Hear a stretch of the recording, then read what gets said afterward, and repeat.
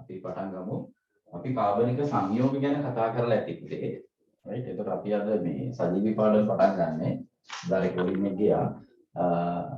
දැන් අපි කාබනික සංයෝග ගනිද්දී කාබනික සංයෝගවල මූලික ලක්ෂණ ඒ තියෙන පරමාණු ඒවයි තියෙන විශේෂ ක්‍රියාකාරී කාණ්ඩ ගැන කාබනික සංයෝග ගැන මූලික අධ්‍යයනයක් අරගෙන තියෙනවා. right? දැන් මෙතනින් එහාට යන්නේ අපි මේ කාබනික සංයෝග කියන්නේ ජීවයේ රසායනික පදනමේ පාඩම.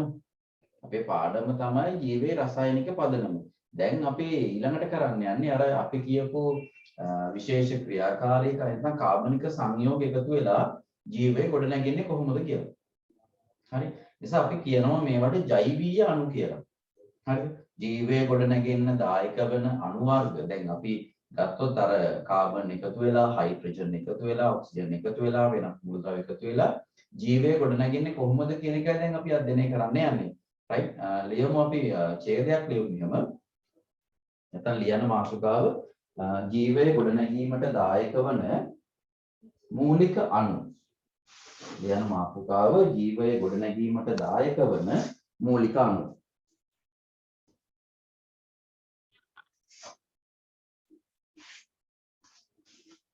ජීවය ගොඩනැගීමට දායක වන මූලික අණු.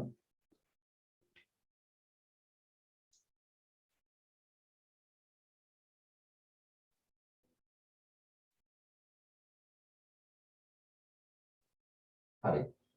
ජීවය ගොඩනැගීමට දායක වන මූලික අණු ගත්තට පස්සේ අපි මුලින්ම කතා කරනවා ප්‍රධාන අණුවක් තමයි ඔය කාබෝහයිඩ්‍රේට් කියන එක. කාබෝහයිඩ්‍රේට් ඊළඟට ගත්තොත් ප්‍රෝටීන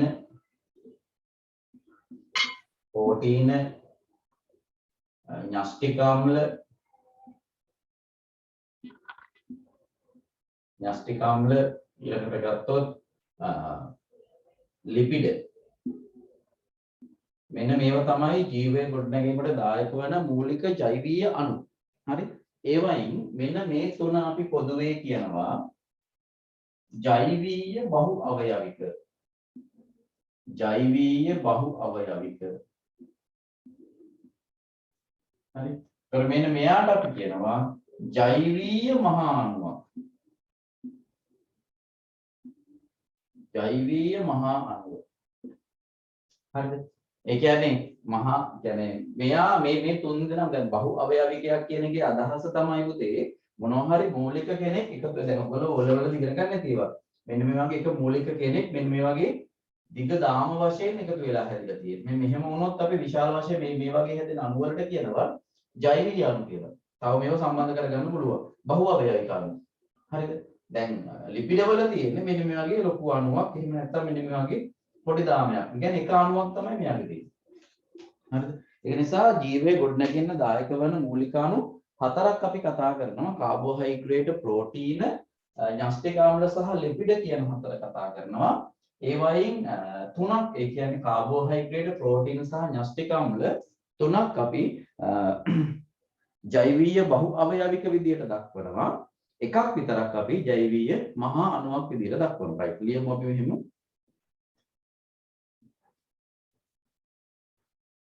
මාතෘකාවක් දැන් අපි මාතෘකාව ලියලා ඇති ජීවයේ ගොඩනැගීමට දායක වන ජෛවීය අණු. ජීවයේ ගොඩනැගීමට දායක වන ජෛවීය අණු.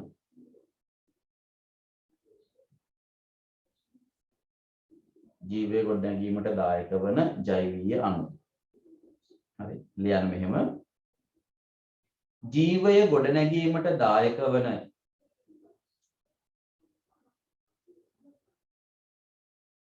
ජීවය ගොඩනැගීමට දායක වන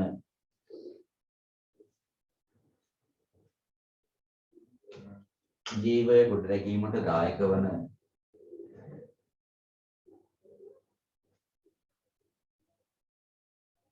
ජීවය ගොඩනැගීමට දායක වන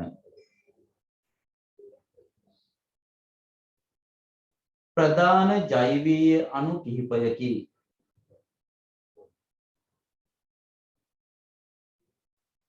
ප්‍රධාන ජෛවීය අණු කිහිපයකි.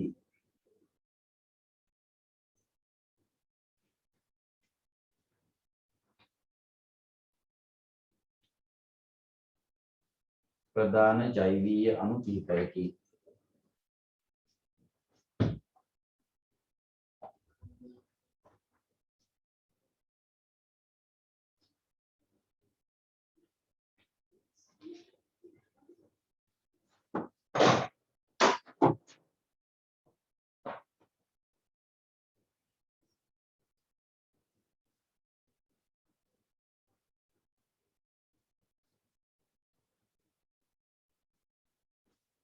මෙන්න මේ බෝඩ් එකේ තියෙන සටහන ලියා ගන්න.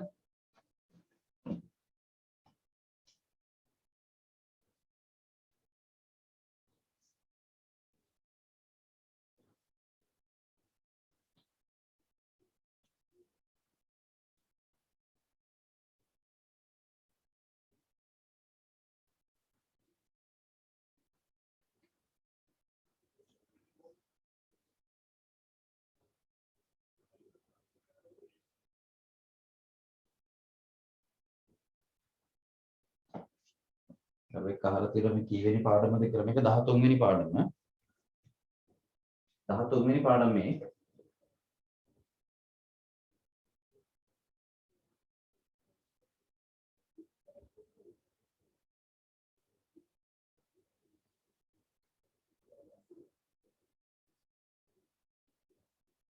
ඒ කියන්නේ පාඩම් 13ක් ඉවර කළා නෙමෙයි පුතේ උදේ මේ ඔන්ලයින් වල අපිට අපේ සිලබස් එකේ තියෙන හැම පාඩමක්ම ඔන්ලයින් තාක්ෂණය හරහා මේ Zoom තාක්ෂණය නැත්නම් Zoom app එකක් හරහා අපිට එහෙම කරන්න අපහසුයි. දැන් උදාහරණයක් ගත්තොත් භෞතික විද්‍යා පාඩම් එහෙම ගත්තොත් කියන්නේ මේ වගේ app එකකින් මේ වගේ වීඩියෝ කොන්ෆරන්ස් එකකින් ඇත්තටම කරන්න අමාරුයි. මොකද එතකොට අපිට ඔබව පේන්නේ නැහැ. ඔබට අපිව පේන්නේ නැහැ. එතකොට ඒ තියෙන ඒ ඔයගොල්ලන්ගේ අපි උගන්වලාට ඔයගොල්ලෝගේ මූණවල තියෙන කුතුහලය නැත්නම් සමහරක් වෙලාවට තේරුණාද නැද්ද කියන එක අපිට දැනෙනවා. ඒක නිසා ඒ වගේ පාඩම් මේ වගේ ඇප් එකක් කරා කරන්න අමාරුයි. ඒ නිසා අපි ගොඩක් තෝරගෙන තියෙන්නේ ඒ කියන්නේ මේ වගේ ඇප් එකකින් කරන්න පුළුවන් සීමාවක තියෙන පාඩම් ටිකක් තමයි දැන් මේ කරගෙන යන්නේ. හැබැයි ඉතින් මේ ටික ඉවර වුණොත් අපිට කරන්න දෙයක් නැහැ.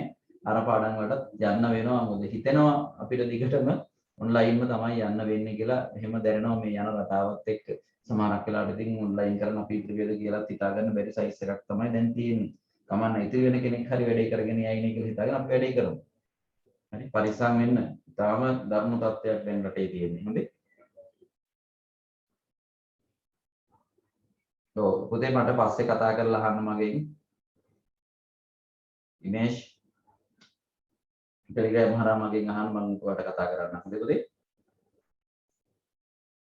right අපි එහෙනම් ඔන්නෝකේ කාබෝහයිඩ්‍රේට් කියන මාතෘකාවට යනවා. හරි.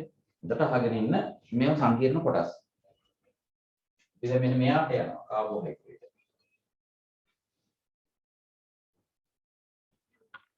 right.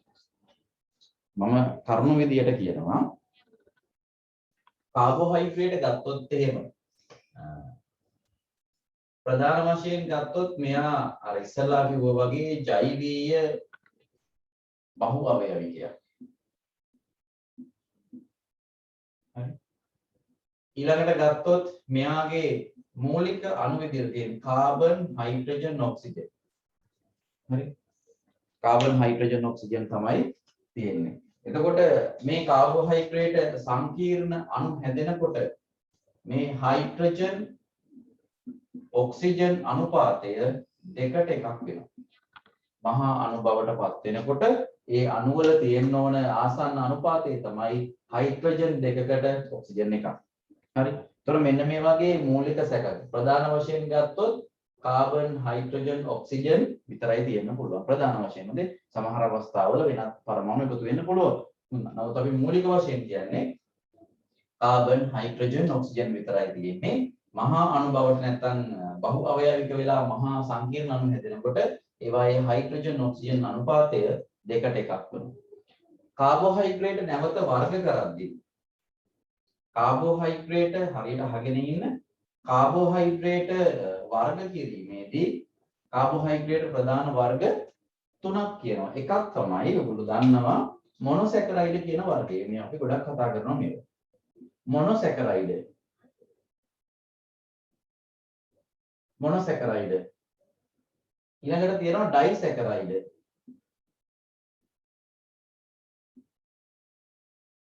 ඩයිසැකරයිඩ්. ඊළඟට තියෙනවා පොලිසැකරයිඩ්.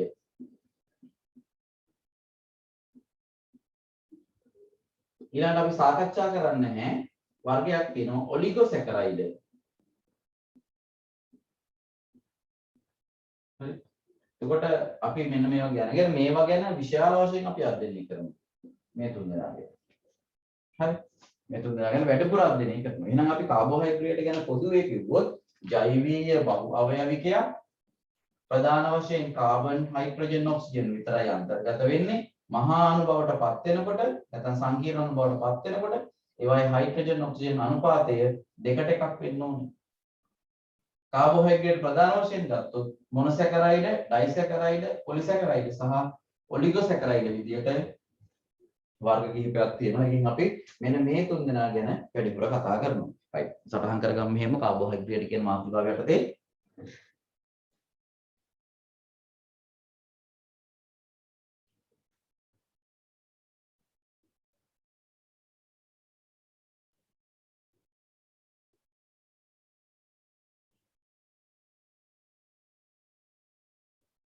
ලියන්න ප්‍රධාන වශයෙන්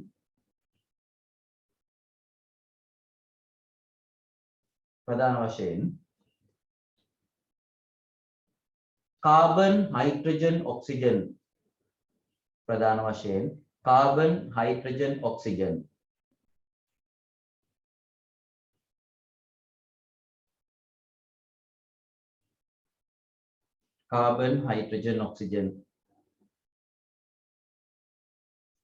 අඩංගු වන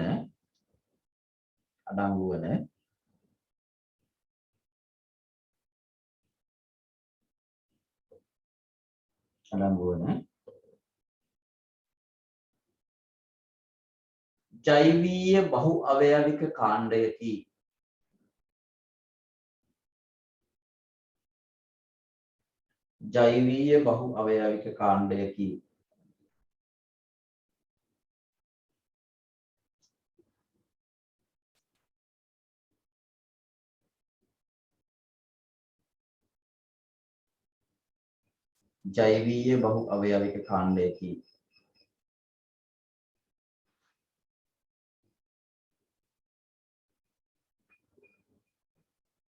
සංකීර්ණ අණු ගොඩනැගීමේදී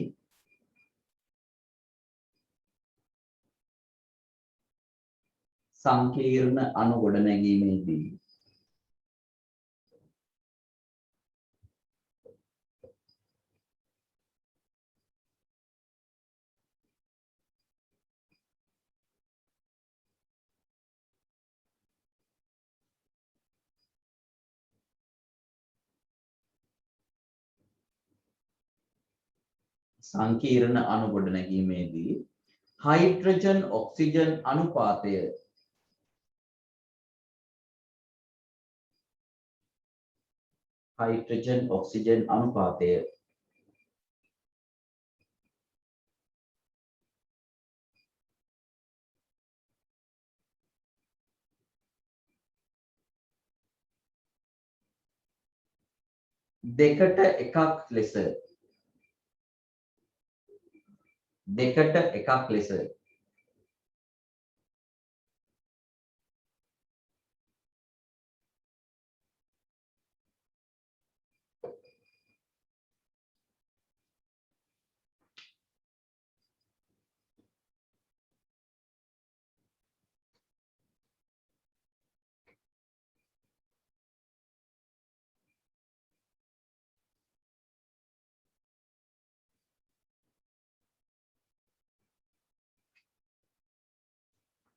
දෙකට එකක් ලෙස රසායනිකව සංයෝජනය විය යුතුය.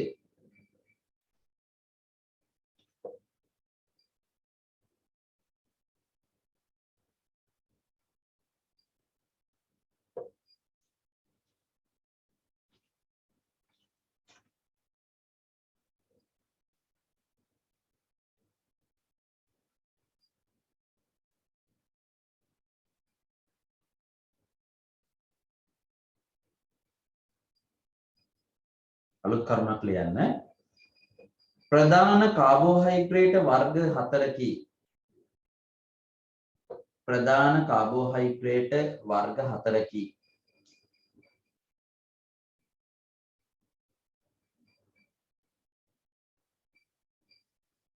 ප්‍රධාන කාබෝහයිඩ්‍රේට වර්ග 4කි.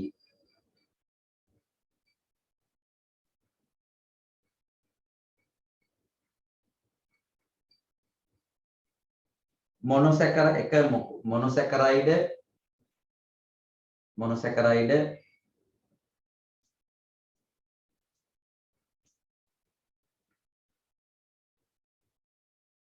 දෙක ඩයිසැකරයිඩ්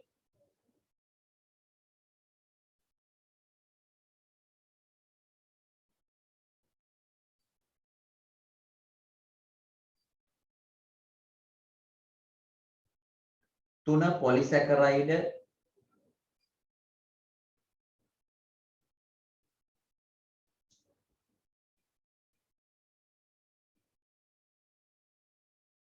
හතර ඔලිගොසැකරයිඩ්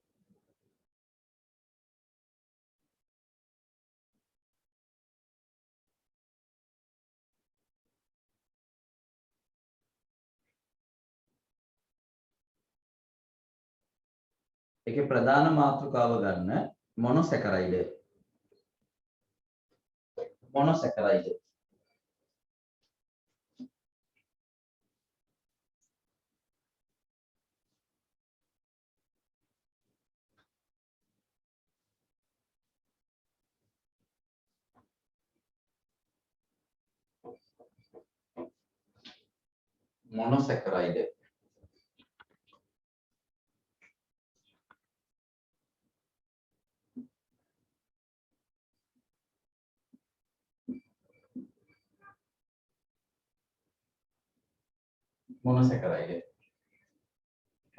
එතකොට කාබෝහයිඩ්‍රේට් වල මූලික අවස්ථාව සරලම අවස්ථාව තමයි මොනොසැකරයිඩ් කියලා කියන්නේ.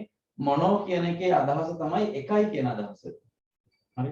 ඔය ලතින් වලින් මොනෝ, ඩයි, ට්‍රයි, ටෙට්‍රා, පෙන්ටා, හෙක්සා, ඔක්ටා ඔය විදිහට ගණන් කරද්දී මොනෝ කියන එක නැත්නම් මොනෝ කියන එකේ අදහස දැන් ගත්තොත් මේ CO2 මෙයාට කියන්නේ කාබන් ඩයොක්සයිඩ් නේ. මෙයාට කියන්නේ කාබන් මොනොක්සයිඩ්. මේකේ අදහස කාබන් වලට ඔක්සිජන් දෙකයි. කාබන් ඩයිऑක්සයිඩ් කියන එක තමයි කාබන් ඩයොක්සයිඩ් කියලා අපි කියන්නේ. කාබන් ඩයිऑක්සයිඩ් දෙකයි. ඩයි කියලා කියන්නේ දෙකයි. කාබන් මොනෝ මෙතන කාබන් මොනෝ ඔක්සයිඩ් දෙකයි තියෙන්නේ. කාබන් මොනොක්සයිඩ් කියලා කියන්නේ කාබන් මොනෝ ඔක්සයිඩ්. දැන් මොනෝ කියලා කියන අදහස තමයි එකයි කියන අදහස. ඒ කියන්නේ කාබෝහයිඩ්‍රේට් වල සරලම අවස්ථාව. ඒ කියන්නේ කාබෝහයිඩ්‍රේට් ගොඩනගෙන උපේකක එකක් තියෙන අවස්ථාව සරලම අවස්ථාව.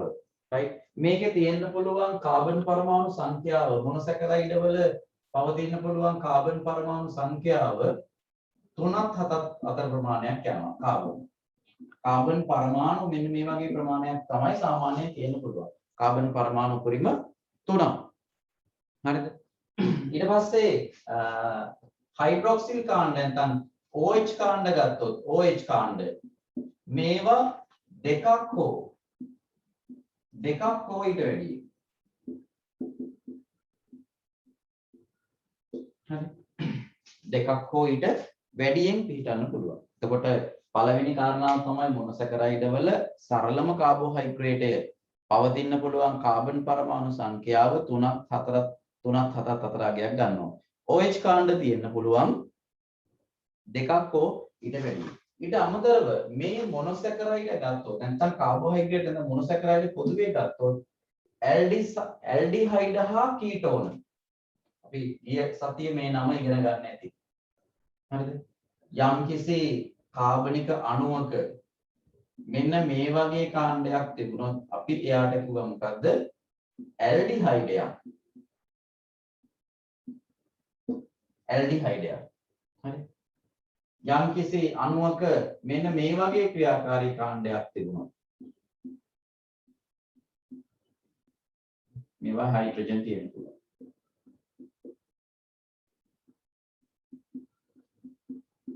මෙන්න මේ වගේ ක්‍රියාකාරී කාණ්ඩයක්. නැත්නම් අපි මේ හයිඩ්‍රජන් ටික මකමු.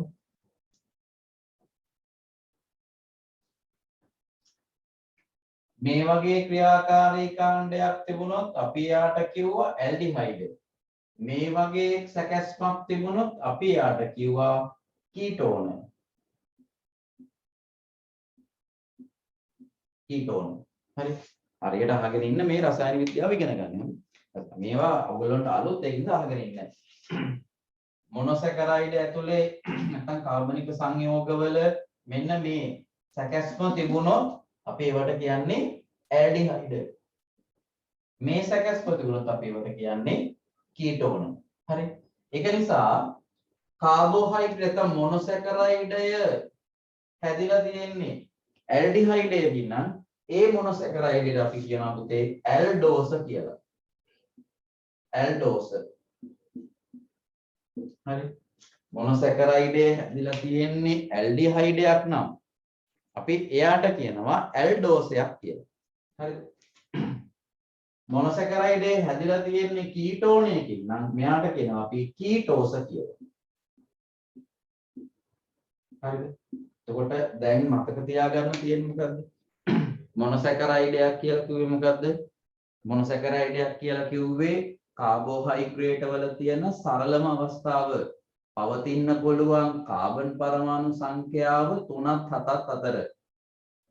පවතින්න පුළුවන් OH කාණ්ඩ ගණන දෙකක් හෝ ඊට වැඩි වෙන්න පුළුවන්. ඒක නිසා මොනොසැකරයිඩ් වල තියෙනවා ඇල්ඩිහයිඩ් තියෙන්න පුළුවන්, කීටෝන තියෙන්න පුළුවන්. කියන්නේ මොනොසැකරයිඩේ ඇල්ඩිහයිඩමේ ක්‍රියාකාරී කාණ්ඩ තියෙන්න පුළුවන්, කීටෝනමේ ක්‍රියාකාරී කාණ්ඩ තියෙන්න පුළුවන්. ඇල්ඩිහයිඩමේ ක්‍රියාකාරී කාණ්ඩයෙන් හැදුණු මොනොසැකරයිඩයක් නම් එයා ඇල්ඩෝසයක් විදියටත්, කීටෝන වලින් එකතු වෙලා හැදිච්ච මොනොසැකරයිඩයක් නම් එයා කීටෝසයක් විදියටත් හඳුන්වනවා. හරි. අපි ඒක සටහන් කරගමුකෝ මෙහෙම. මොනොසැකරයිඩ් ප්‍රධාන මාතෘකාව කාබෝහයිඩ්‍රේට් වල ලියන්න මෙහෙම. කාබෝහයිඩ්‍රේට් වල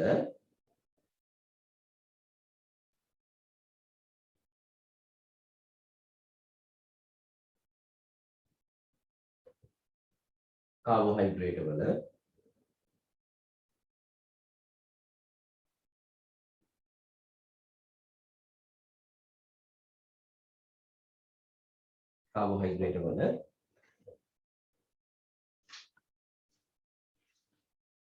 සරලම අණුක අවස්ථාවයි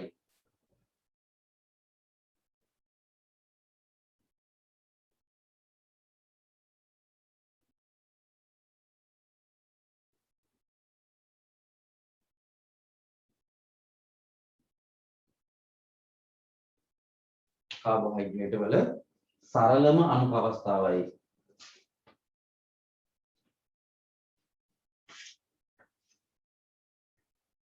කාබන් පරමාණු කාබන් පරමාණු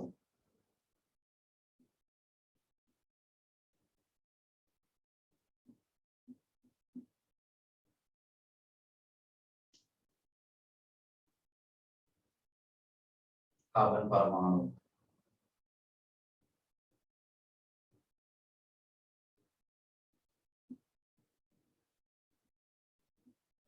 තුනක් හතත් අතර ප්‍රමාණයක්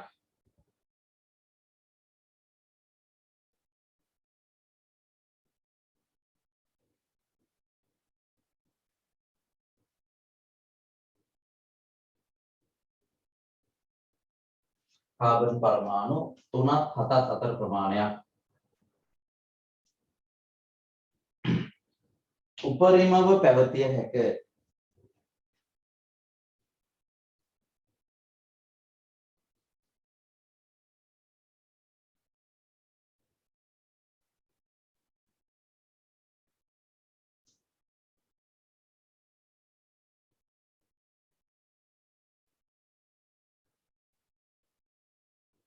කාබන් පරමාණු තුනක් හතර ප්‍රමාණයක් උපරිම පැවතිය හැක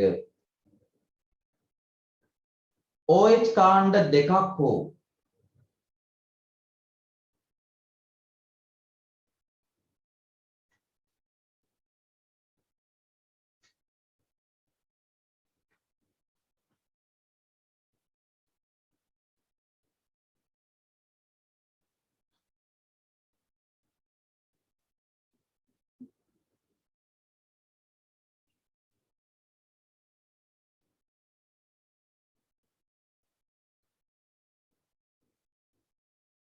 OH පරමාණු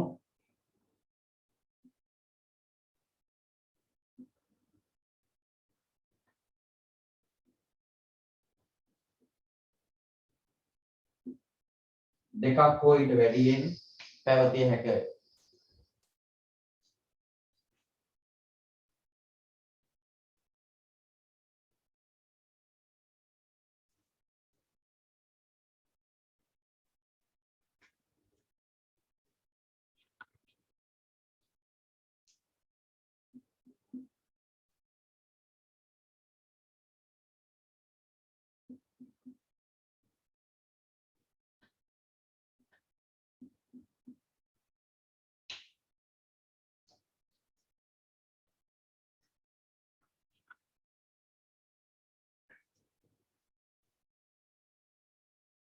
දෙකක් හෝ ඊට වැඩියෙන් පැවතිය හැකිය.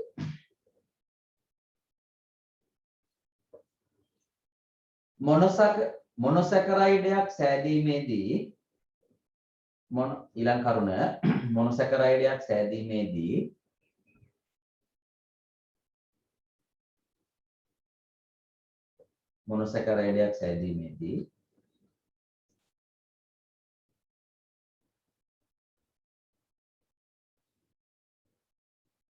මොනොසැකරයිඩයක් සෑදීමේදී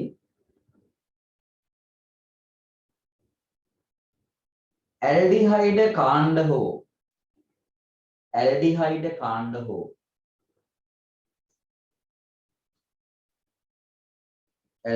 කාණ්ඩ හෝ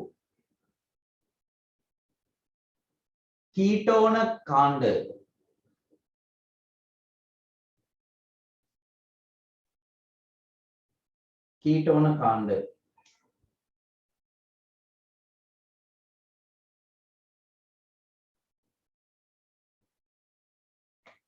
රසායනිකව එක්වේ.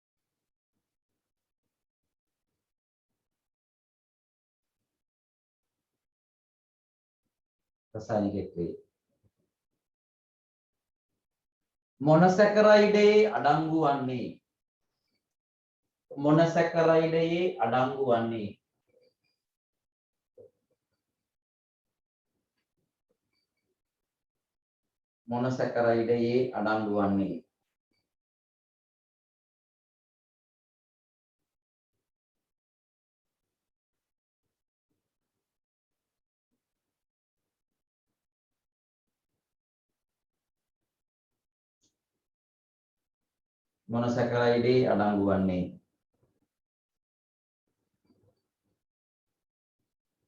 ඇල්ඩිහයිඩ කාණ්ඩයක් නම්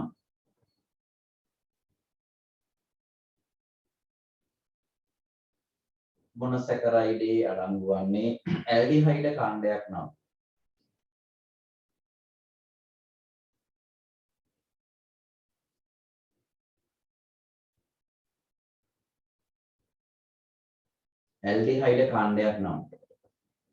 එම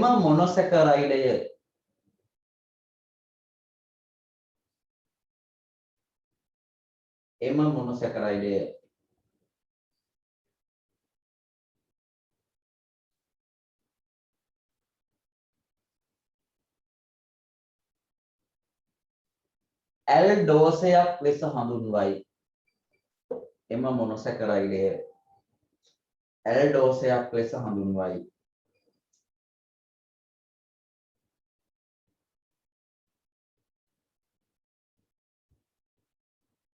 ඇල්ඩෝසයක් ලෙස හඳුන්වයි.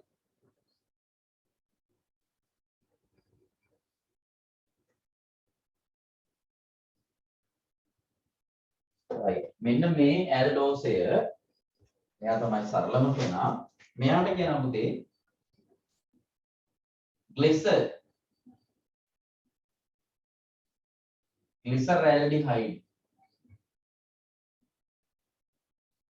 right මෙන්න මෙයාට කියනවා සරලම මොනොසැකරයිඩ් වෙන්නේත් මෙයාට කියනවා glyceraldehyde ලියන උදාහරණ glyceraldehyde කියලා ලියලා මෙන්න මේක අද ගන්න පරිස්සමට glyceraldehyde මම කොට කරලා තියෙනවා ඔම් කරලා තියෙනවා glyceraldehyde බලන්න කාබන් 3ක් තියෙන මේ සරලම කෙනාම යන්නේ OH කාණ්ඩක් දෙකක් තියෙනවා නේ අර ලක්ෂණ තුනම තියෙනවා කාබන් පරමාණු 3යි OH කාණ්ඩ 2යි ඇල්ඩිහයිඩ් කාණ්ඩේ තියෙනවා COH කියන කාණ්ඩේ කියන්නේ glyceraldehyde කියලා කියන්නේ ඇල්ඩෝසයක්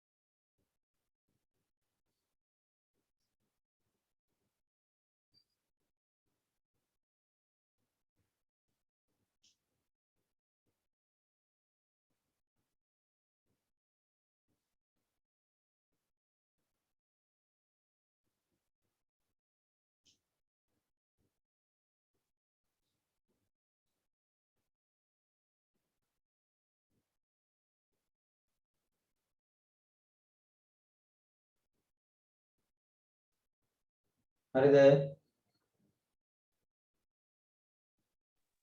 හරි සර් right ඊළඟ කරුණ ලියන්න මොනොසැකරයිඩයේ ගොඩනැගීමේදී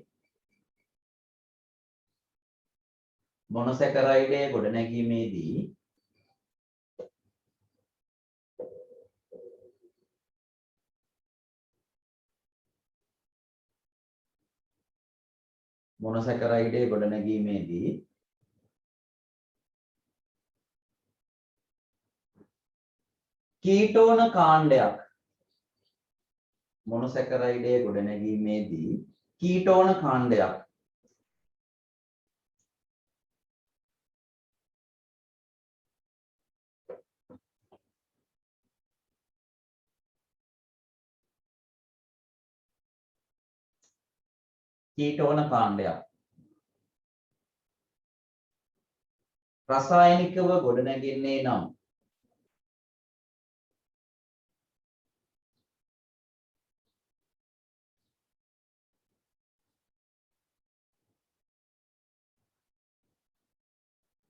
රසායනිකව ගොඩනැගෙන්නේ නම්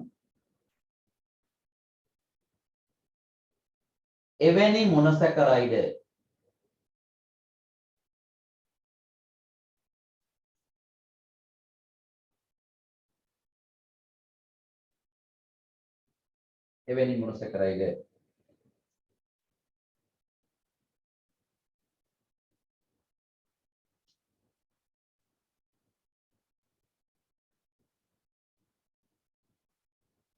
කීටෝස ලෙස හඳුන්වයි.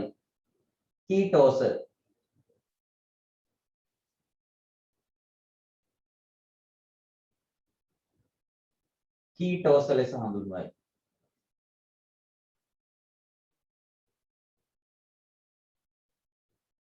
බලන්නකෝ අපි කලින් මෙන්න මෙයාගේ ව්‍යුහය ලියලා තියෙනවා. දැන් මෙයා කීටෝන කාණ්ඩයක් නෙමෙයි ක්‍රියාකාරී කාණ්ඩය මේක තියෙනවනේ මෙතන. මේකේ පුතේ මෙන්න මෙහෙම වුණොත් ඒ කියන්නේ OH කාණ්ඩ නැතුව මේවට හයිඩ්‍රජන් විතරක් වුණොත් එහෙම මෙයාට කියන්නේ ඇසිටෝන්. ඔයගොල්ලෝ දන්නවා හයිඩ්‍රජන් කාණ්ඩ දෙකක් එකතු වුණොත් ඇසිටෝන්. OH කාණ්ඩ දෙකක් එකතු වුණ ගමන් OH කාණ්ඩ දෙකක් නේ OH වලට කියන්නේ හයිඩ්‍රොක්සි කියනවා. OH කාණ්ඩ දෙකක්. දෙකට අදහස් තමයි ඩයි. ඒ නිසා මෙයාට කියනවා පුතේ ඩයි හයිඩ්‍රොක්සි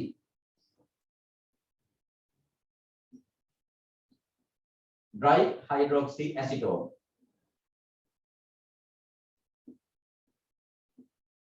dihydroxy acetone. ඒ කියන්නේ මෙන්න මෙයා. ඒ කියන්නේ කීටෝසයක සරලම අවස්ථාවක් තමයි කීටෝන කාණ්ඩයක් එකතු වෙලා හැදෙන ඩයිහයිඩ්‍රොක්සි ඇසිටෝන් කියන කෙනා. right. මේ උදාහරණ කියලා. ඩයිහයිඩ්‍රොක්සි ඇසිටෝන්.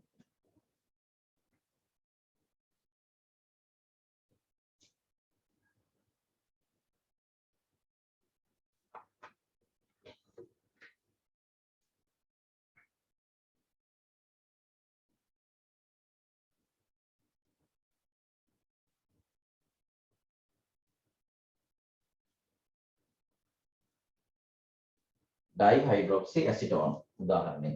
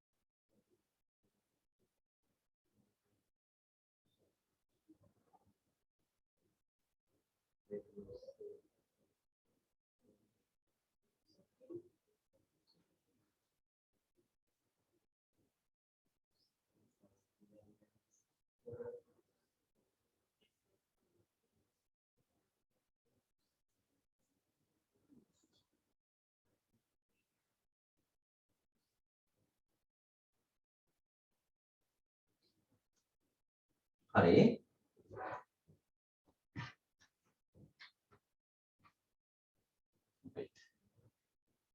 මේවා තේරෙන්නේ නැත්නම් ප්‍රශ්න අහන්න පුතේ. මම බොහොම සරලව කියාගෙන යනවා මේ දේවල් තේරෙන්නේ නැත්නම් අහන්න ප්‍රශ්න. අපිට සාකච්ඡා කරගෙන යන්න පුළුවන්.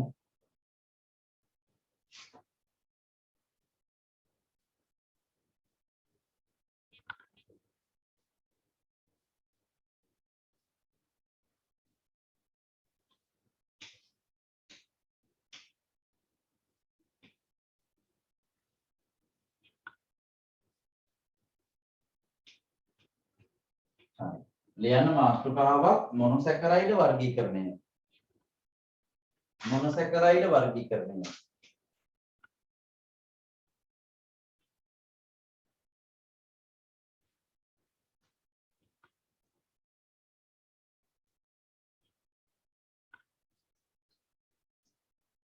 හරිද? එතකොට මොනොසැකරයිඩ් වර්ගීකරණයක් කරද්දී හොඳට අහගෙන ඉන්න පුතේ. මොනොසැකරයිඩ් වර්ගීකරණයක් කරද්දී අපි වර්ගීකරණය කරන්නේ යාගේ පවතින දාමයේ තියෙන කාබන් පරමාණු සංඛ්‍යාව අනුව. කාබන් දාමයේ තියෙන පරමාණු සංඛ්‍යාව අනුව තමයි අපි වර්ගීකරණය කරන්නේ. උදාහරණයක් ගත්තොත් කාබන් පරමාණු 3ක් තියෙනවා නම් අපි ඒ මොනොසැකරයිඩ් වලට කියන්නේ ට්‍රයෝස කියලා.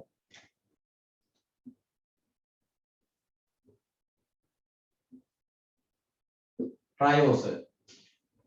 කාබන් පරමාණු 4ක් තියෙනවා නම් අපි ඒවට කියන්නේ ටෙට්‍රෝස කියලා.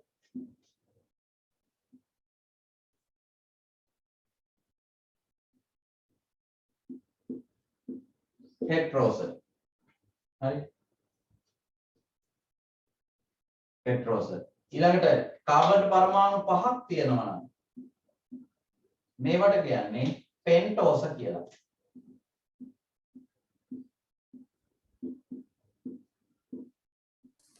පෙන්ටෝස. කාබන් පරමාණු 6ක් තියෙනවා නම්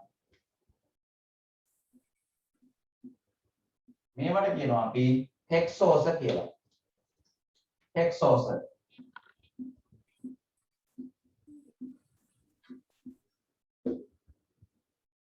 කාබන් පරමාණු 7ක් තියෙනවා නම් මේවට කියන්නේ හෙප් සෝස කියලා.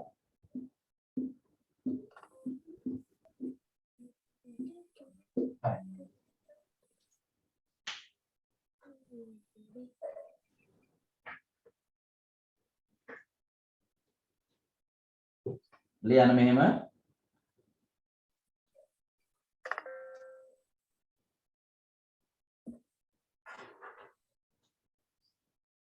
දැන් මේ විකුම් නෙත්මින තා කැමරාව දැන් කට්ටිය සැප දාලා ලියනවා ඉතින් නේද හොඳට වාඩි වෙලා සැපට නේ දැන් කැමරාව ඔන් කරන්න කිව්වොත් කී දෙනෙකුට කැමරාව ඔන් කරන්න පුළුවන්ද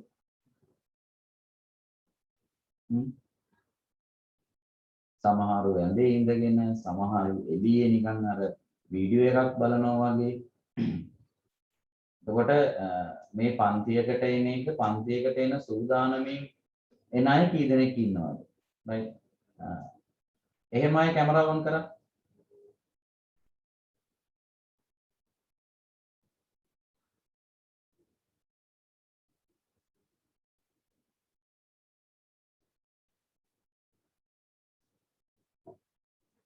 බලන්න අපිට කීයෙන් කී දෙනාටද ඒ තත්ත්වයේ තියෙන්නේ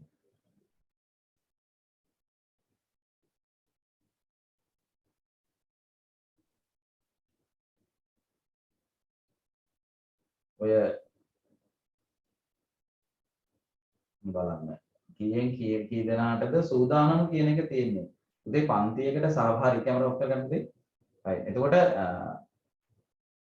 පන්තියකට එනකොට ඔයගොල්ලෝ අනිවාර්යෙන් මතක තියාගන්න සූදානමින් එන්න අපිට සූදානම නැතුව කිසිම දෙයක් කරන්න බෑ මේක දැන් අපිට මේ තියෙන ගෝලීය වාතාවරණයත් එක්ක අපිට ෆිසිකල් පන්තියකට ඇවිල්ලා මේ දේවල් කරන්න බෑ අපහසුයි ඒ කියන්නේ ඒක නීතියෙන්ුත් අහනම් කරලා සහ අපිට සෞඛ්‍යයටත් අහිත කරයි ලෙඩවල් ව්‍යාප්ත වෙන්න පුළුවන් නිසා අපි මේ ඔන්ලයින් ඒතර ඔබ මුදලක් ගෙවලා මෙතෙන්ට ඇවිල්ලා මේ ඉගෙන ගන්න නිසා පුළුවන් තරම් මම ඉතාලම කැමැත්තෙන් මම හරිම කැමැතියි ඔයගොල්ලෝ මේක පන්තියකට එන සූදානමින් නෝට් එක ලියන ගමන් සමහරව මම දැකලා තියෙනවා කියන්නේ මගේ පන්තියේ දරුවනේ මම අඳුරන දරුවෝ මම පුද්ගලිකව දන්න අය ෆෝන් එක නිකන් අර හෙඩ්සෙට් එක ගහගෙන කොහෙන් හරි තියාගෙන ඉතින් අහගෙන නෝට් එකක් අත තියාගන්න එහෙම ඉතින් ඒක නිකන් ෆිල්ම් එකක් බලනවා වගේ වැඩක් කරගන්න එපා ප්‍රථම රාජකාරිය කරගන්න මේ වෙලාවේ මොකද ඔයගොල්ලොන්ට තව කල් තියෙනවා තමයි හැබැයි අපිට මෙහෙම ඉගෙන ගන්න ඕන මේ ප්‍රශ්නේ තව අවුරුද්දක් දෙකක් ගියොත් අපිට නිරායාසයෙන් මේවයි විභාග කටයුතු සහ මේ දේවල් අපිට කල් දාගෙන යන්න බෑ. නිසා ඔබත් සූදානම්ෙන් ඉන්න ඔබට 23 කියලා මේක නිකන් අතාරින්න එපා. මේ 23 හරි විදියෙන් නම් අපි විශාල වශයෙන් තියරි පන්ති කරන කාලයක් අගෝස්තු මාසය කියලා කියන්නේ. ඒගොල්ලෝ සාමාන්‍යයෙන් පන්තිය සාමාන්‍ය විදිහට ක්‍රියාත්මක වෙන කාලෙනේ. හරිද? නමුත් අපිට මේ ඔන්ලයින් කරන්න තියෙන නිසා ඉතාලම ආදරෙන් මම ඔයගොල්ලන්ගෙන් ඉල්ලනවා පුතේ දුවේ හොඳට මතක තියාගන්න සූදානමින් එන්න පන්තියට. එතකොට නෝට් එකක් ලියන විදියට එතකොට ෆෝන් එක පුළුවන් නම් අතේ තියාගන්න තු පොඩි මම කියන්නේ ට්‍රයිපොඩ් එකක් ගන්න කියලා. නේ? පොඩි ලෑලි ස්ටෑන්ඩ් එකක් හදාගෙන ඒකේ තියාගන්න ෆෝන් එක තියාගෙන ඔබට කරදරයක් නැතුව ආයාසයක් නැතුව ඒ කියන්නේ ෆෝන් එක හරි ඔයගොල්ලන්ගේ ටැබ් එක හරි ඔයාලගේ කම්පියුටරේ හරි ආයාසයක් නැතුව බලන්න පුළුවන් විදියට ස්ක්‍රීන් එක දිහා ආයාසයක් නැතුව බලන්න පුළුවන් විදියට ඒක සකස් කරගන්න පොඩි ආධාරකයක් සවි කරගෙන මුදල් තියන අය ට්‍රයිපොඩ් එකක් ගෙනල්ලා තියාගත්තා නම් හරි ලස්සනයි නේ එහෙමයි කියලා අද ඉඳලා රණ්ඩු වෙන්න එපා මට ට්‍රයිපොඩ් එකක් ඕන සර් මෙහෙම කිව්වා කියලා ඒතකොට දෙමාපියෝ මාව මතක් කරන්න පුළුවන් ඒ ට්‍රයිපොඩ් එක ගන්න වෙලාවට ඒ නිසා එහෙම කරන්නත් එපා අපි තාක්ෂණ වේදේනේ අපේ හැකියාවන් අපි පොඩ්ඩක් උත්සාහ කරන්න ඕන අපේ කොල්ලෝ ඉන්න ගෑන් ළමයි කියලා ભેදයක් නැහැ ඉතින් එහෙම එකක් හදාගෙන සූදානම් වෙන්න ඒ සූදානම කියන එක මොකද ඔබ ට්‍රයිපොඩ් එකක් හදා ගන්නව නම් ඒ සූදානම කියන එක අපිට හරි වැදගත් මානසිකව. මොකද අපි මේ වැඩේ කරන්නේ දැන් අපේ මේ ඉගෙනුම් කාර්යය සඳහානේ. නිසා ඒ සූදානම කියන එක, නිසි සූදානම කියන එක හරි වැදගත් වෙනවා නෝට් පොත් පිළිවෙලට තියාගන්න. නේ අඩුවක් තියෙනවා නම් අපිට කියන්න අපි ගෲප් එකේ කතා කරලා නෝට් අඩුව අය අපි ගෲප් එකට ෆොටෝ ගහලා දාන්න පුළුවන්. ඒතර අලුතෙන් සම්බන්ධ වෙච්ච අය ඉන්නවා. එයාලා මට කතා කරන්න. අපේ මුල ඉඳලම සහභාගී වෙච්ච අය ඉන්නවා මෙතන. එයාලගේ මම විශ්වාස කරනවා පූර්ණිමා හැම හොඳට නෝට් එක හදනවා කියලා මට ආරංචි. ඒක very good හොඳම ක්‍රෙඩිට් එකක් දෙන්න පුළුවන්. ඉතින් අනිත් අයටත් කියන්නේ තමන්ගේ නෝට් අඩු නම් කියන්න අපිට නෝට් ෂෙයා කරගන්න පුළුවන්. මොකද මේ වෙලාවේ ලහිරුත් හදලා තියෙනවා මම දන්නවා. මේ වෙලාවේ අපිට එකිනෙකාට උදව් කරගෙන ගමන යන එක තමයි තියෙන්නේ. නිසා නෝට් අඩුවයි කියන්නේ අපි දවසින් දවස අපි කරපු ටික ෆොටෝ ගහලා අපි ගෲප් එකට දාන්නම්. එයාලා නෝට් ලියා ගන්න. ඊට පස්සේ අපිට අලුතෙන් සම්බන්ධ වෙච්ච අයට මම ගෲප් එකක් දාලා ඇති. ස්වභාව නිෂ්පාදන පාඩමේ තියරි ටික දාන්න මම එක්ක ලයිව් ක්ලාස් එකක් හෝ එහෙම නැත්නම් වීඩියෝ නැත්නම් YouTube අප්ලෝඩ් කරලා link එක හරි මම මේකට දාන්නම්. ඒකට සම්බන්ධ වෙලා නෝට් ටික හදා ගන්න. හරිනේ? ඒ නිසා නෑ මොකද පළවෙනි පාඩමේ නෝට් වලින් තේරෙන්නේ නැහැ. ඒක ඇත්ත. දැන් ඕගොල්ලෝ මුල එක සැරේටම මේ සිලබස් එකේ ඇවිල්ලා වාඩි වුණ ගමන් මේවා තේරෙන්නේ නැහැ තමයි පුතේ. අපිට ඒ පළවෙනි පාඩම තේරුම් නැත්නම් ආයි සැරේට අපි වීඩියෝ මොකද්ද තුසිත් පාඩම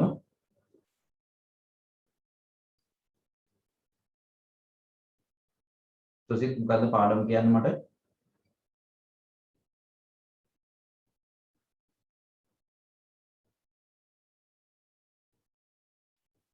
නෝට් එකක් විතරක් බලලා ඉගෙන ගන්න පුළුවන්. සරල යාන්ත්‍ර විද්‍යාව. නෝට් එකක් විතරක් බලලා ඉගෙන ගන්න පුළුවන් නම් ඇත්තටම ටියුෂන් එකක් ඕඩ වෙන්නේ නැහැ නේද පුතේ? නේ? නෝට් එකක් විතරක් අපි නෝට් එකක් හොයාගෙන ඒක බලලා ඉගෙන ගන්න පුළුවන් නම් ඕගොල්ලෝ ටියුෂන් යන්න ඕනේ නැහැ. නිසා නෝට් එක ලියාගෙන තියාගන්න. අපි ඒවා කතා කරන දවසට ඒකේ වීඩියෝ තියෙන දවසට මම දාන්නම්. ඒවා සම්බන්ධ කරගන්න. මොකද නෝට් එක තියෙන එක වැදගත්. ඒතර අපිට ඊළඟ දවසේ වීඩියෝ එකක් බලලා හරි අපිට ඒක හදා ගන්න පුළුවන්. රයිට් ඒක නිසා තරල යාන්ත්‍ර විද්‍යාව කියන්නේ ගොඩක් සංකීර්ණ පාඩමක්. තරල යාන්ත්‍ර විද්‍යාව කියන්නේ ගොඩක් සංකීර්ණ පාඩම. ඒක නෝට් එකක් බලලා තේරුම් ගන්න ඇත්තටම බැහැ. නේ? පන්තිහිර අපිට තේරෙන්නේ නැති කොට නේද? නේ? ඒ වගේ තම සංකීර්ණ පාඩමක් මම ඔයගොල්ලන් ඉල්ලන්නේ සූදානම කියන එක අත්‍යවශ්‍යයි ඔයගොල්ලෝගේ. පන්තියකට සූදානම් වෙලා ඉන්න. එතකොට අපේ මනසට ඒක හරි සැහැල්ලුවක් සහ මේ කියන දේවල් හරි පහසුවෙන් ඔයගොල්ලෝගේ මනසේ තැම්පත් කරගන්න පුළුවන්. රයිට්. අපි කතා කරේ මොනොසැකරයිඩ් වර්ගීකරණය කියන එක. එහෙනම් මම කිව්වා කාබන් පරමාණු 3ක් තියෙනවා නම් ට්‍රයෝස විදියට 4ක් පෙට්‍රෝස 5ක් පෙන්ටෝස 6ක් හෙක්සෝස 7ක් හෙප්සෝස. රයිට් ඔන්න ඔය විදිහට තමයි අපි මොනොසැකරයිඩ් වර්ගීකරණය කරන්නේ. ට්‍රයෝස ගැන අපි ටිකක් දැනගත්තා. තව චුට්ටක් අධ්‍යයනය කරනවා. ඊළඟට පෙන්ටෝස ගැන ටිකක් කතා කරනවා. හෙක්සෝස ගැන අපි ගොඩාක් කතා කරනවා. රයිට් ඒ කියන්නේ මෙයා ගැන ටිකක් කතා කරනවා. මෙයා ගැන කතා කරන්නේ නැහැ. ඕනේ. මෙයාත් පොඩ්ඩක් කතා කරනවා. හැබැයි මෙයා ගොඩාක් කතා කරනවා. මෙයා කතා කරන්නේ නැහැ. හරි අපි හෙක්සෝස ගැන තමයි ගොඩක් අධ්‍යයනය කරන්නේ. රයිට් ලියන්න මෙහෙම මොනොසැකරයිඩ් අණුවක මොනොසැකරයිඩ් අණුවක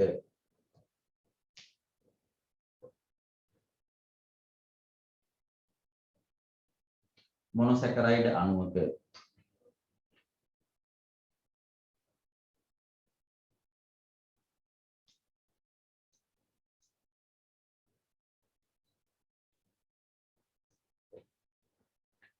පවතින කාබන් පරමාණු සංඛ්‍යාව අනුව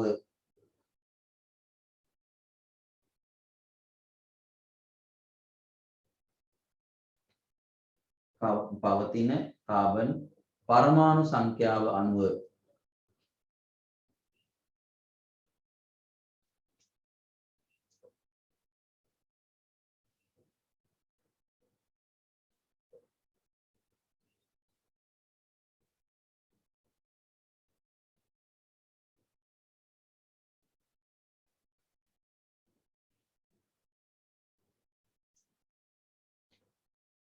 ඒවා වර්ගීකරණය කරයි. ඒවා වර්ගීකරණය කරයි.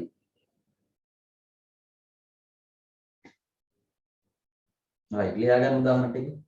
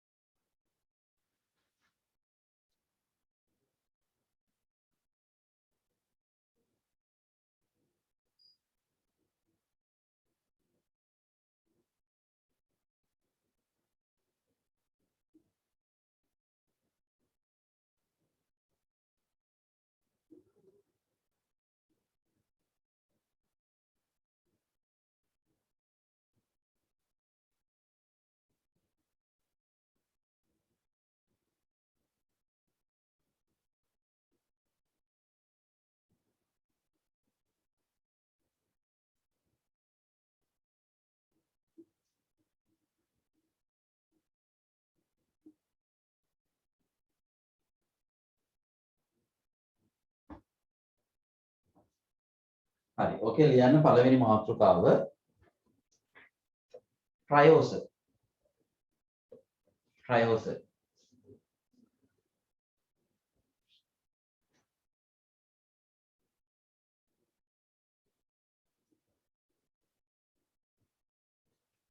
ට්‍රයෝස. එක විස්තර කරමු.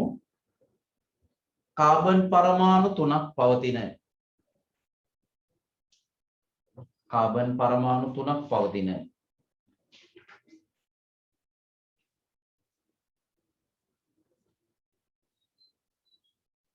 කාබන් පරමාණු 3ක් පවතින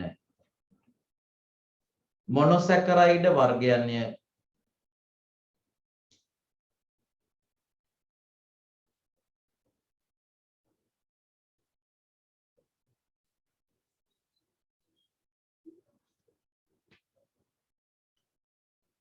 සරලම කාබෝහයිඩ්‍රේට කාණ්ඩයයි.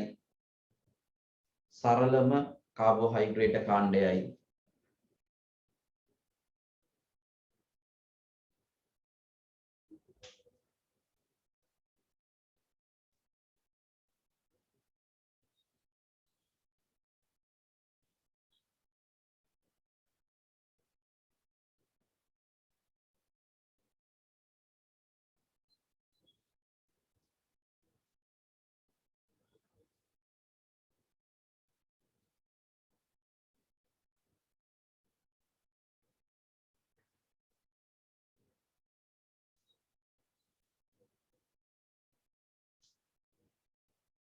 ග්ලිසරැල්ඩිහයිඩ් හා අපි අර ඉස්සල්ලා ලියපු උදාහරණ දෙක ග්ලිසරැල්ඩිහයිඩ් හා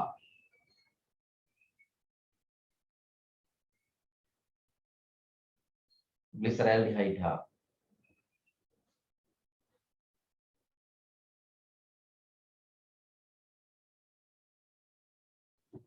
ග්ලිසරැල්ඩිහයිඩ් හා ඩයිහයිඩ්‍රොක්සි ඇසිටෝන්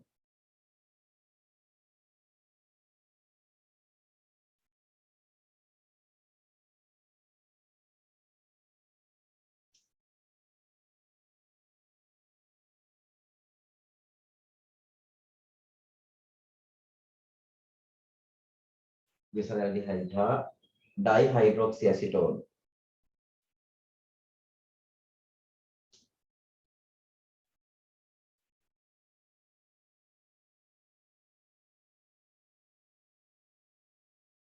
ට්‍රයෝස කාණ්ඩයට අයත් වේ.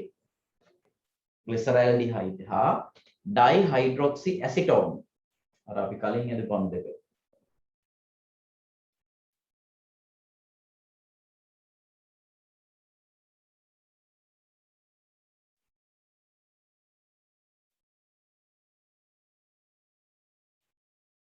මෙම කාණ්ඩයට අයත් වේ.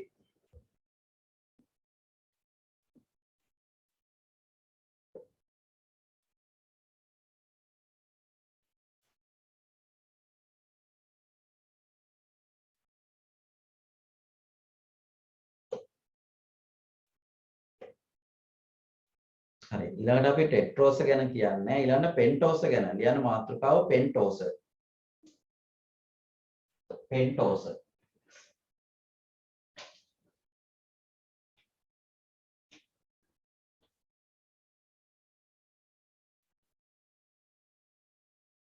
පෙන්ටෝස ලියන එකට කාබන් පරමාණු 5ක් කාබන් පරමාණු 5ක්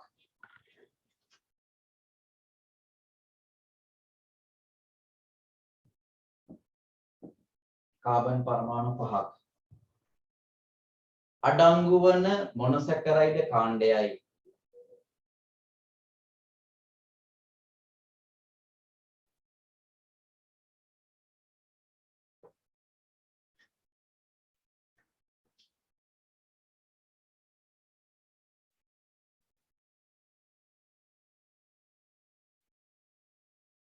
හරි උදාහරණයක් තමයි පුතේ ඩියොක්සි රයිබෝස් කියන වර්ගය. ඩියොක්සි රයිබෝස් මේකට ඩියොක්සි රයිබෝස්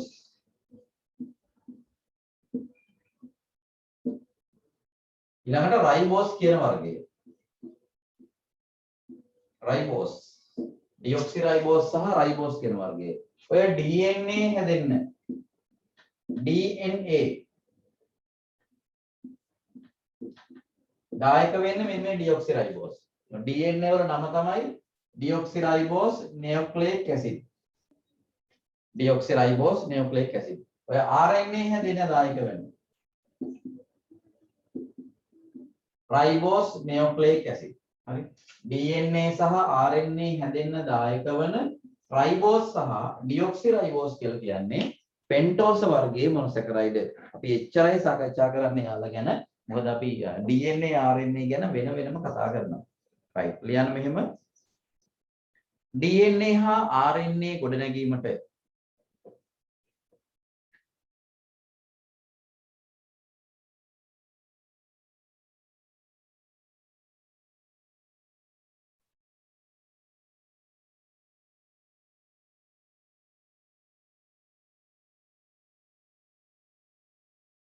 DNA හා RNA ගොඩනැගීමට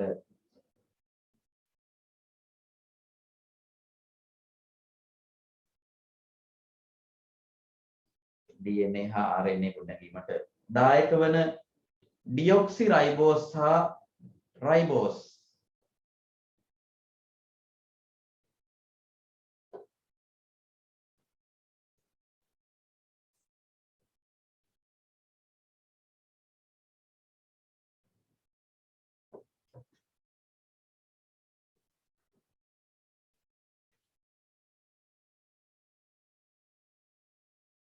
පෙන්ටෝස කාණ්ඩයේ මොනොසැකරයිඩ වේ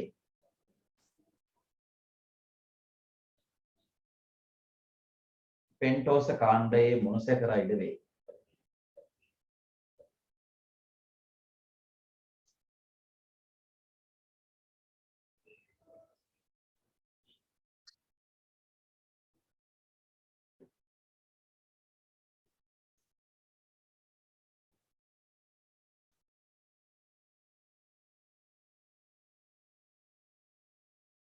හරි ඊළඟට අපි යනවා මාතෘකාව මෙයා තමයි පෙරේක කතා කරන්නේ හෙක්සෝස ගැන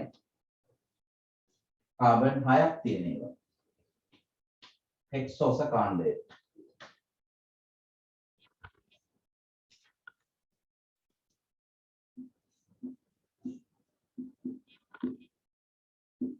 හෙක්සෝස කාබන් 6ක් තියෙන වර්ගය හරිද එතකොට මේ කාබන් පරමාණු 6ක් තියෙන මොනොසැකරයිඩ් අපි හෙක්සෝස කියලා ගන්නවා හෙක්සෝස ගත්තොත් වර්ග තුනක් අපි සාකච්ඡා කරනවා එකක් තමයි ග්ලූකෝස් කියන වර්ගය ග්ලූකෝස් ඊළඟට තව වර්ගයක් තියෙනවා ගැලැක්ටෝස් ගැලැක්ටෝස් හරි තව වර්ගයක් තියෙනවා ෆ්‍රක්ටෝස්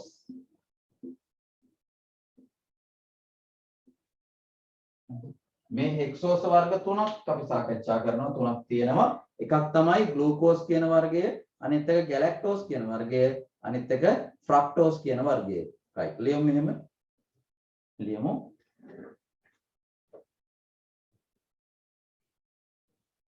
කාබන් පරමාණු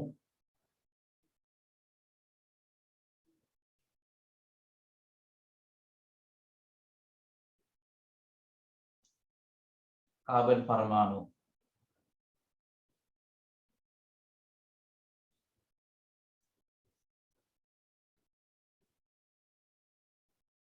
කාබන් පරමාණු 6ක් අඩංගු වන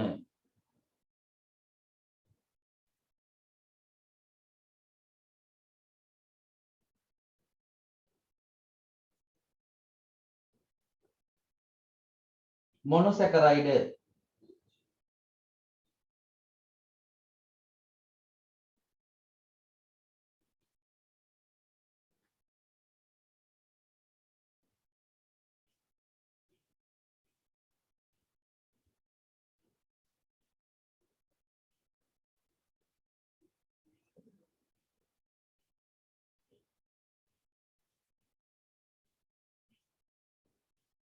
කාබන් පරමාණු 6ක් අඩංගු වන මොනොසැකරයිඩ් හෙක්සෝස කාණ්ඩයට අයත් වේ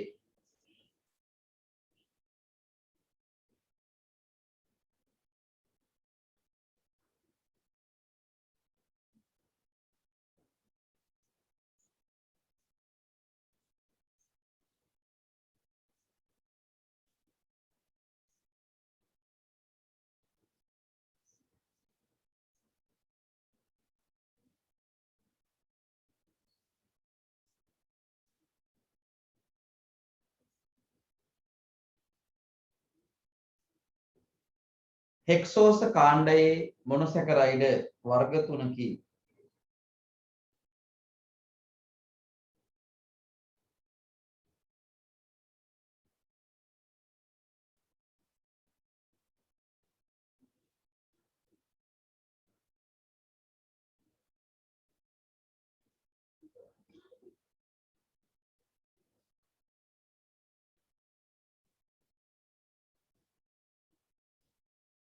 glucose, galactose, fructose.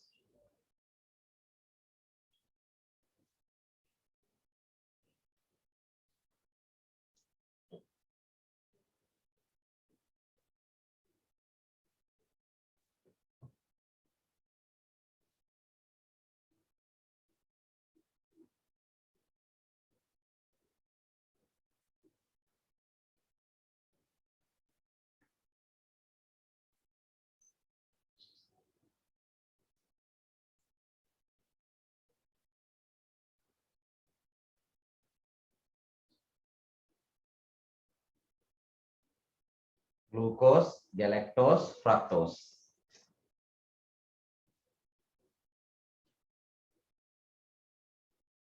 මේ අණුක සැකස්ම අපි ඉගෙන ගන්නදී හරිය පරිස්සමට අහගෙන ඉන්න ඔළුව හිට මෙහෙට යවා ගන්න එපා තේරෙන්නේ නැහැ ඊට පස්සේ.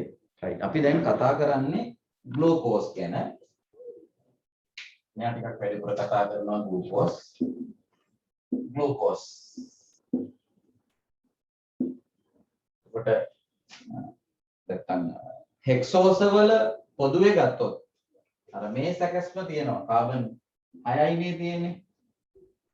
C6යි H12යි O6 මේ ආකාරයේ තියෙනවා කාබන් පරමාණු 6 ඔය සැකස්ම තමයි නියෝජනය කරන්නේ හෙක්සෝස ඔක්කොගෙම පෙන්ටෝස නම් C5යි H10යි O5යි හරිද ඔය විදිහට තමයි ඒතකොට ග්ලූකෝස් කියන කෙනා කොහොමද නිරූපණය වෙන්නේ C6යි H12යි O6 හෙක්සෝස වර්ගයේ කාබන් පරමාණු 6 වර්ගයේ පොදු සැකස්ම තමයි මේ එතකොට අපි කියපු අර ග්ලූකෝස් කියන කෙනාත් galactose කියන කෙනත් fructose කියන කෙනත් මේ තුන් දෙනාම glucose galactose නමුත් අපි සාමාන්‍යයෙන් දන්නේ මෙයා කියලානේ ඊළඟට fructose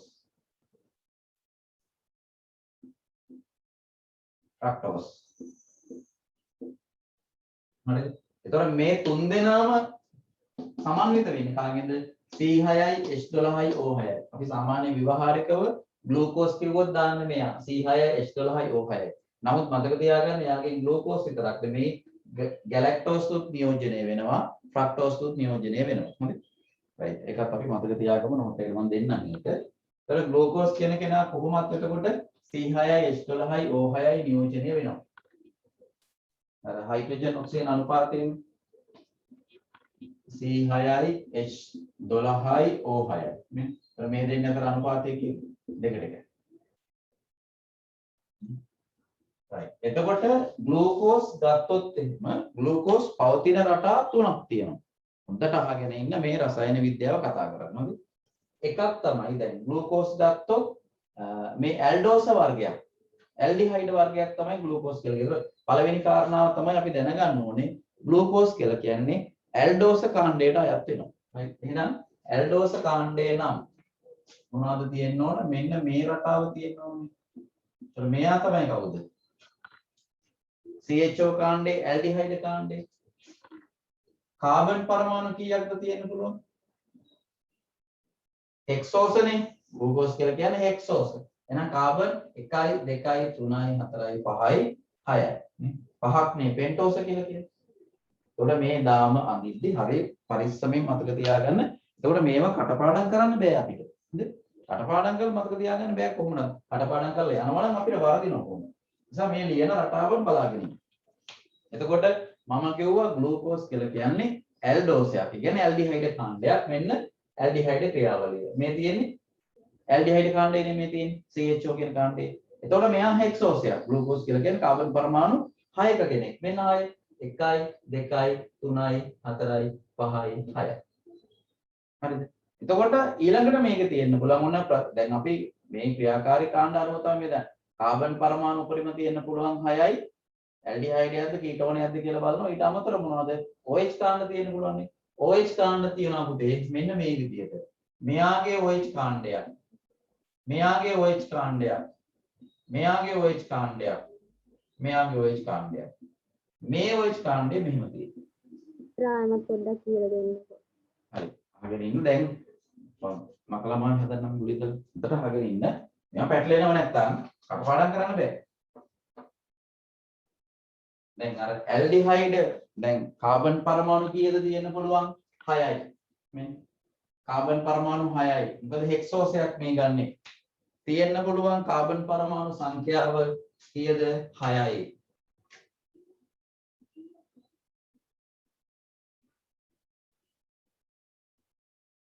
එකයි දෙකයි තුනයි හතරයි පහයි හයයි. මෙයා ඇල්ඩෝසයක්. මොනොසැකරයිඩ් කියලා කියන්නේ ඇල්ඩෝස. ඒ කියන්නේ මොකද්ද? ඇල්ඩිහයිඩ් කාණ්ඩයේ තියෙන. මේවා තියෙනවට අපි කියන්නේ ඇල්ඩිහයිඩ් කියලානේ. ගිය සතියේ නෝට් එක බලුවා නම් පේනවා. මෙන්න මේ ක්‍රියාකාරී කාණ්ඩයේ තියෙන නම් අපි යාට කියන්නේ ඇල්ඩිහයිඩ් එකක්.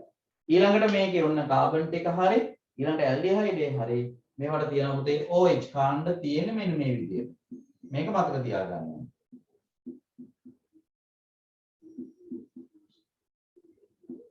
මෙයා පළවෙනි කාබන් කියලා ගත්තොත් මෙන්න පළවෙනි කාබන්ට OH නැහැ දෙවෙනි කාබන්ට තියෙනවා එක පැත්තට මෙයාට තියෙනවා මෙයාගේ OH එක තියෙන මේක. හරි. අනෙක් හැම ඒවා මොනවද? මේ හැම එකක්ම හයිඩ්‍රජන් වෙන්න ඕන.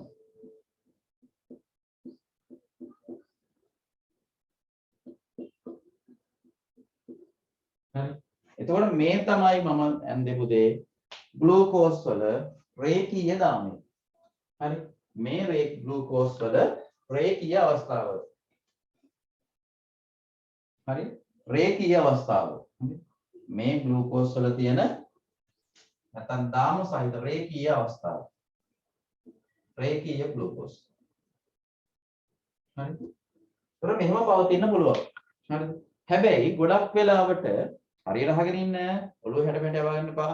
ද්‍රාවණගත වෙනකොට දිය වෙනකොට ජලයේ දිය වෙනකොට ද්‍රාවණගත වෙනකොට සංකීර්ණ ව්‍යුහ හදනකොට මම මොනවද කිව්වේ? ද්‍රාවණගත වෙන්න පුළුවන් සංකීර්ණ ව්‍යුහ හදන්න පුළුවන්. ඒතර අන්න ඒ වගේ වෙලාවෙදී මෙයාගේ මේ රේඛීය ස්වභාවය වෙනස් වෙලා චක්‍රීය ස්වභාවයකට යනවා. තේරුණාද මම කියපු එක? සාමාන්‍යයෙන් මෙහෙම තියෙන්න පුළුවන්. ඊට අමතරව ගොඩක් වෙලාවට ඔය සංකීර්ණ සංයෝගවලදී සංකීර්ණ ජීවි දේහ ගොඩනැගෙනකොට මෙයාගේ රේඛීය ස්වභාවය නැති වෙලා මෙයාගේ චක්‍රීය ස්වභාවයකට යන්න පුළුවන්. ඒතකොට චක්‍රීය ස්වභාවයකට යනකොට අපි එයාගේ බලන්න මම අඳින විදිය හොඳට මතක තියාගන්න. අපි කීප සැරයක් මේක අඳිනකොට හුරු වෙනවා. හරිද? ඒතකොට කාබන් තියෙන්න පුළුවන් පුරෙම කීයද? මෙන්න මේ වගේ ෂඩාශ්‍රයක් අඳගන්න. ඉස්සල්ලා. හරි? මේ වගේ ෂඩාශ්‍රයක් ඇඳගන්න. මෙන්න මෙතන මෙන්න මෙයා අමතක කරලා මෙතෙන්ට ලියනවා මෙන්න මේ ඔක්සිජන්. හරි? මේ ඔක්සිජන් තමයි මම අර නිරූපණය කරේ චක්‍රය හැදෙනකොට. හරි? මේ හැම මුල්ලකම මම උපකල්පනය කරනවා කවුද ඉන්නේ? කාබන්. ෂඩාශ්‍රයක් ඇඳ මෙතන කෙලවරට ඔක්සිජන් දැම්මා. මේ හැම තැනකම කවුද ඉන්නේ? කාබන්. දැන් කාබන් කීයක් තියෙනවද? කාබන් 5යිනේ තියෙන්නේ. කාබන් කීයක් වෙන්න ඕනද? කාබන් කීයක් වෙන්න ඕනේද? 6ක් වෙන්න ඕන. එහෙනම් ඉතිරි කාබන් එක ඉන්නේ මෙන්න මෙතන CH2 හරියට ගත්තොත් මෙන්න මෙහෙම ඉන්නේ.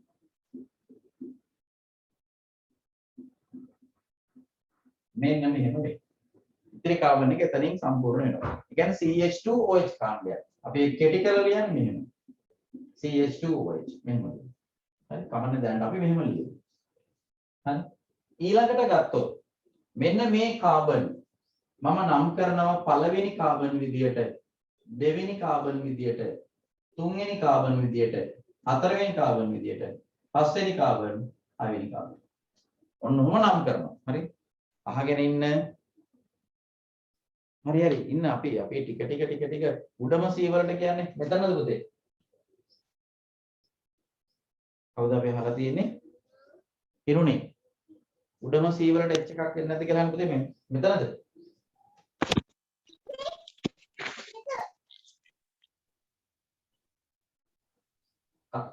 කාබන් වලට තියෙන්න පුළුවන් බන්ධන 4යිනේ. මෙන්න 1 2 3යි 4යි. මෙන්න මෙතෙන්ට එන්න හරි. මෙන්න මෙතෙන්ට. මෙන්න H එකෙන් හරි. ඒක හරි. කාබන් වලට බන්ධන 4 හැම වෙලේම එන්නේ 1 2 3යි 4යි. 1 2 මේ විතරක් හරි. මේ කාබන් එක එකනේ අහලා තිබුණේ නේද? මෙන්න 1 2 3 එන්න ඕන හරි. දැන් මෙතෙන්ට එනකොට දැන් ඔන්න මම කිව්වා ෂඩාශ්‍රයක් යන්දා එක තැනකින් අපි ඔක්සිජන් මෙන්න මේ ඔක්සිජන් සලකුණු කරගත්ත එක පුල්ලක ඉන්නවා කියලා ඉතිරි ටික ෂඩාශ්‍රයේ කාබන් දැම්මා 6 වෙනි කෙනා ඉන්නේ CH2OH එකක් ඉන්නේ. හරිද? මේකේ OH කාණ්ඩ එකතු වෙන්නේ මෙන්න මේ විදියට. පළවෙනි කාබන්ගේ දෙවෙනි කාබන්ගේ සහ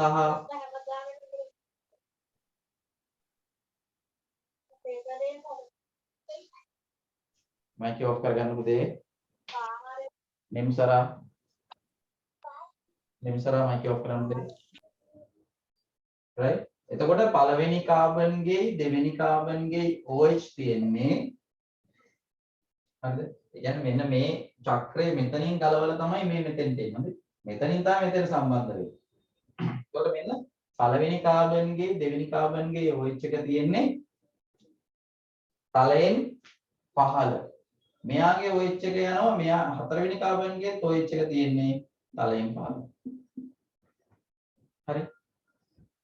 තුන්වෙනි කාබන්ගේ OH එක තියෙන්නේ තලයෙන් ඉහළ. එහෙනම් මේ පළවෙනි අවස්ථාවේ ග්ලූකෝස් වල පළවෙනි අවස්ථාවේ ගත්තොත් OH කාණ්ඩ ටික පිටුන ඉඳි බලන්න 1 2 4 තියෙන්නේ තලයෙන් පහළ. එහෙම හිතා ගන්නකො. තලයක් කියලා එකක් නැහැ. හරිද? තලයක් කියලා එකක් නැහැ. නමුත් මතක තියාගන්නවා පළවෙනි කාබන්ගේ දෙවෙනි කාබන්ගේ 4 1 2 4 තියෙන්නේ කොහෙද? තලයෙන් පහළ. තුන්වෙනි කාබන්ගේ OH එක තියෙන්නේ තලයෙන් ඉහළ. හරිද? හරිද? 1 2 4 තලයෙන් පහළ 3 විතරක් තලයෙන් උඩ. ඉතින් හැම තැනටම දාන්න ඕනේ කවුද? හයිඩ්‍රජන්. අඩුව පුරවනවා හයිඩ්‍රජන් වලින් මේ. කාබන්ගේ බන්ධන 4 ඇති වෙන හයිඩ්‍රජන් දාන්න. දැන් බලන්න මේකේ ඔයගොල්ලෝ බලන්න අර C6 H12 O6 මෙතන තියෙනවද කියලා. බලන්න ඒක තේරුම් නැත්නම් අහන්න මගෙන් ප්‍රශ්නයකින්.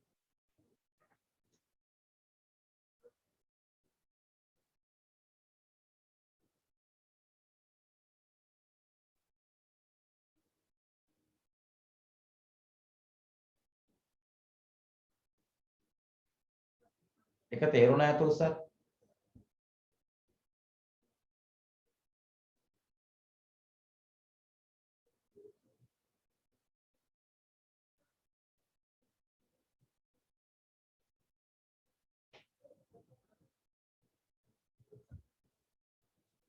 good හරි.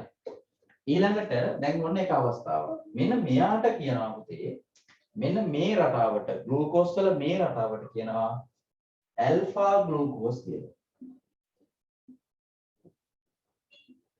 Alpha glucose. හරිද? මේකෙම තව වර්ගයක් තියෙනවා. දැන් ඔන්න අපි රටාව මතක් කරගමු. ඔන්න මං ෂඩාශ්‍රය අඳිනවා.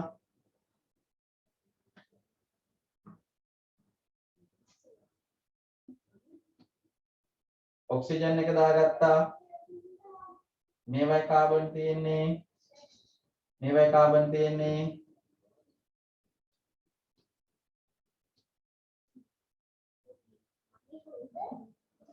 ඉතිරි කාබන් එක මෙතෙන්ට ආවා CH2OH එකක් විදියට. හරිද? හැබැයි දැන් මෙන්න මෙයාගේ මම කියවනේ ඇල්ෆා ග්ලූකෝස් කවුද මෙයා? Alpha glucose. ඇල්ෆා ග්ලූකෝස් වල තලයෙන් පහළට යනවා කවුද? 1 2 4. හරිද? හැබැයි බීටා ග්ලූකෝස් මෙන්න මෙතන හැදෙන්නේ බීටා ග්ලූකෝස් කියන කෙනා මෙයාට වෙනකොට පළවෙනි කාබන්ගේ OH එක යනවා පුතේ තලයෙන් උඩට. ඉතිරි ටික ඒ විදියමයි.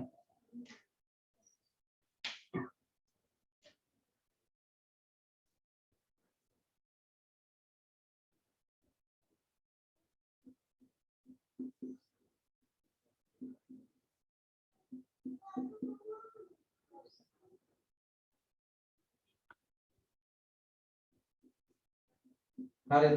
ඔන්න බලන්න. ඉතිරි ටික ඒ විදියමයි වෙනසකට උනේ මොකද්ද? තලයෙන් පහළ තිබුණු OH එක උඩට ගිහිල්ලා H එක ආවා යටට. හරිද? අර විදියම තමයි වෙනස මොකද්ද තියෙන්නේ? පළවෙනි කාබන්ගේ තලයෙන් පහළ තිබුණු OH එක තලයෙන් උඩට හැරෙනවා. දැන් මෙන්න මෙයාට කියනවා කවුද? බීටා ග්ලූකෝස් කියලා. බීටා ග්ලූකෝස් කියලා. හරිද? එහෙනම් ඔන්න ඔය සැකැස්ම තමයි ග්ලූකෝස් වල තියෙන්නේ උදේ. ඒතකොට රේඛීය අවස්ථාව තියෙන්න පුළුවන්.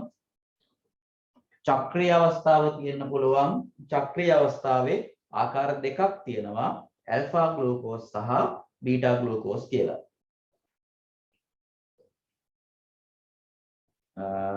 උදේ ක්ලාස් එක ඉවර වෙන වෙලාව කීප වාරයක් අහන්න එපා. එතකොට බාධාවක් නේ. වෙන පන්තියක් තියනවද පුතේ ඔයාලට? සංගීත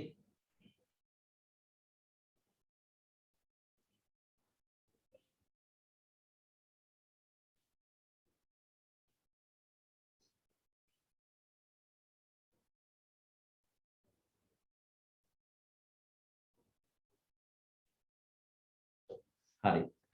ලියමු මෙහෙම ග්ලූකෝස් කියන එකට ග්ලූකෝස් C6යි H12යි O6යි C6යි H12යි O6යි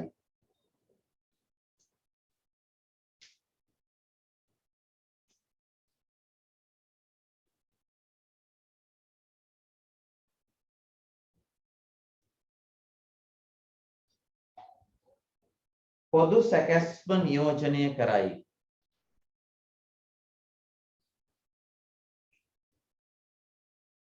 අර CH2OH කියන එක තමයි උඩ වෙන ආකාරයත් අර පහලින් මම ලිව්වේ කෙටි ආකාරය. ඉතින් මේක තමයි තියෙන විදිය. නමුත් අපි ලියන්නේ මෙන්න මේ විදියට. හරි. ලියන්නේ සාමාන්‍යයෙන් CH2OH විදියට. මෙයා 6 වෙනි.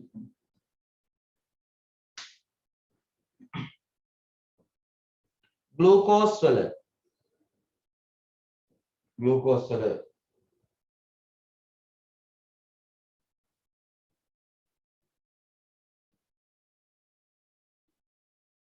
රේඛීය ආකාරය හා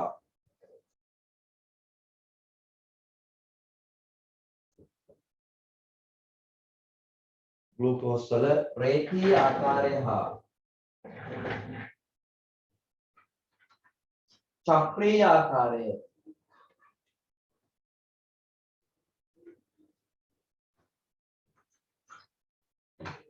රේඛීය ආකාරය හා චක්‍රීය ආකාරය පහත දක්වා ඇත.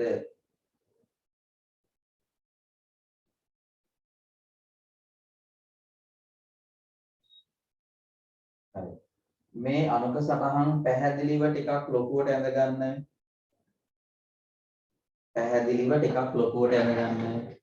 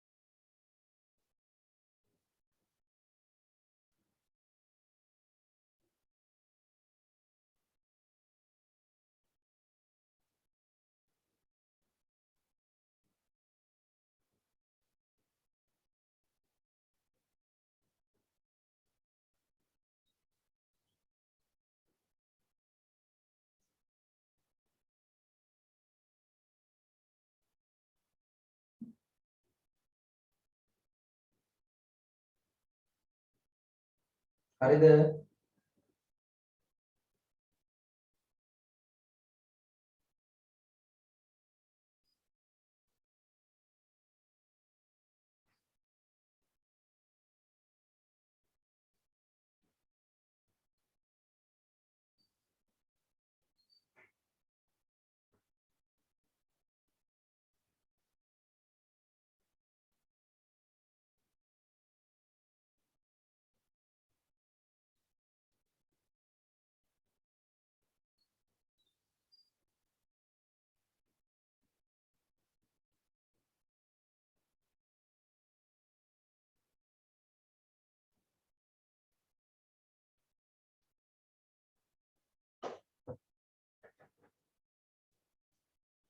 හරි. අපි මේකේ ඉතිරි කොටස ඊළඟ දවසේ කරමු.